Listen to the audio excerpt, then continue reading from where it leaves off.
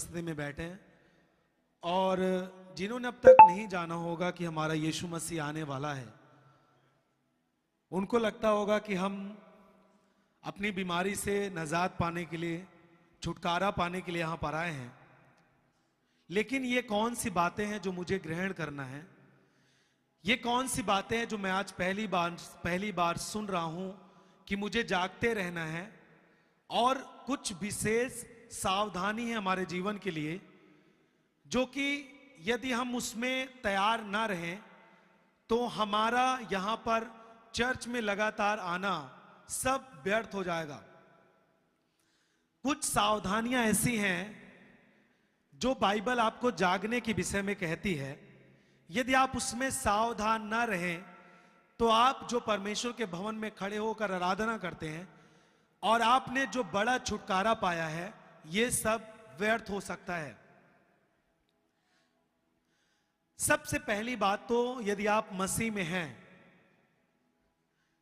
मैं मानता हूं कि आप चंगे होने के लिए, छुटकारा पाने के लिए, दुष्ट आत्माओं से आजाद होने के लिए आप चर्च आते हैं। लेकिन यदि आपको यह नहीं मालूम कि वो यीशु जिसके पास आप आते हैं, वो आपको यहां पर इसलिए बुलाता है ताकि वो जब आए तो आपको तैयार पाए। आपकी तैयारी के लिए आपको चर्च में बुलाता है। आपकी तैयारी के लिए आपको अपना वचन दिया है बाइबल। आपकी तैयारी के लिए उसने एक समय ठहराया है जो कि प्रार्थना का होता है। आमीन, हालेलुया। जब यहां आप पढ़ रहे हैं, यहां पर लिखा है कि आप जागते रहना है आपको। मैं आपको इसके विषय में समझाऊंगा, फिर आपके लिए आगे जाऊंगा। देखिए, जागने का मतलब होता है कि आपको किसी विशेष चीज पर आपको ध्यान देना है। यदि आप जागते नहीं हैं तो इसका मतलब यह है कि आप सोते हैं। यदि आप जागते नहीं हैं तो इसका मतलब यह है कि आप ऊंघ रहे हैं।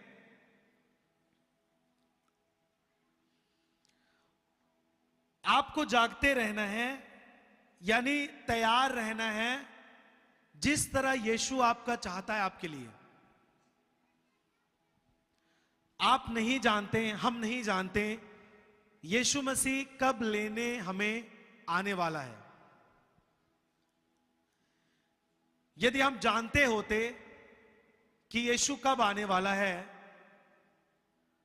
तब आप जल्दी तैयार होते। लेकिन बाइबल कहती है जब आप जिस दिन में हैं वो दिन अंतिम समय है, और अंतिम समय में प्रभु यीशु मसीह कब आएगा अपने लोगों को लेने के लिए, आप नहीं जानते। इस कारण से आपको हर समय तैयार रहना चाहिए। आपको कल तैयारी नहीं करना है, आपको परसों तैयारी नहीं करना है। आप जिस समय आप बैठे हैं, जिस समय आप वचन पढ़ते हैं, जिस समय आप वचनों को सुनते हैं कि आपको यदि यीशु के साथ जाना है, यदि आप यीशु के साथ रहना चाहते हैं, यदि आप स्वर्ग जाना चाहते हैं, यदि आप बड़ी बरकत इस पृथ्वी पर रहते हुए पाना चाहते हैं, तो आपको उसी समय, जिस समय आपको तैयारी होने के लिए जो वचन मिलता है, आपको तुरंत ग्रहण करना है और उसके अनुसार आपको मन फिराना है, ताकि आपका यीशु जब आए आपको तैयार पाए और आपको अपने साथ लेके जाए। हालेलुया। एक बात हमेशा याद करके रखें, यदि आप मसीह में हैं और आपने छुटकारा पाया और आप छुटकारा और चाहते हैं और आप लंबे समय से प्रभु के पास आते हैं, आप चर्च आते हैं, वचनों को सुनते हैं, लेकिन आप ये नहीं जानते कि यीशु का दोबारा आगमन होने वाला है, इसका मतलब यह है कि आपका जो जीवन है वो व्यर्थ है। यदि आप विश्वास नहीं करते कि यीशु मसीह मेरा दोबारा इस दुनिया में आने वाला है हमें ले जाने के लिए और हमें तैयार होना चाहिए, यदि आप इस बात पर विश्वास नहीं करते तो आप मसीही होने के नाते व्यर्थ हैं, आपका परिश्रम व्यर्थ है।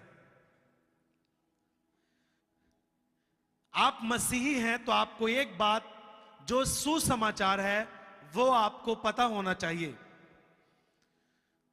जब इस दुनिया में पाप था तो पाप के कारण परमेश्वर ने आपके और हमारे उद्धार के लिए, लोगों के उद्धार के लिए इस जगत में अपना एकलौते पुत्र के रूप में प्रभु यीशु मसीह को इस जगत में उद्धारकर्ता करके भेजा। और इसके विषय में, प्रभु यीशु मसीह के विषय में जो भी वचन में लिखे गए थे कि वो किस तरह आपको चंगा करने के लिए दुख उठाएगा, और उसने उठाया। किस तरह उसने अपमान सहे, लोगों ने उनको मारा, उसको गालियां दी, उसको तरह तरह की बातें बोली, लेकिन यीशु मसीह कुछ ना बोलते हुए सब कुछ सहता गया। क्यों? सब जन बोलिए, मेरे लिए। और आखिरी में यीशु मसीह को क्रूस पर चढ़ाने के लिए लोगों के हाथ में सौंप दिया जाता है। और लोगों ने यीशु मसीह को, जिन्होंने उद्धारकर्ता स्वीकार किया, उन्होंने अपने आंसू बहाए कि हमारा उद्धारकर्ता, हमारा प्रभु यीशु मसीह जो हमेशा भलाई करता था, भले काम करता था, उसे लोग क्यों सता रहे हैं। कुछ लोग जानते थे कि यीशु मसीह के बारे में जो वचन लिखा है, जो भविष्य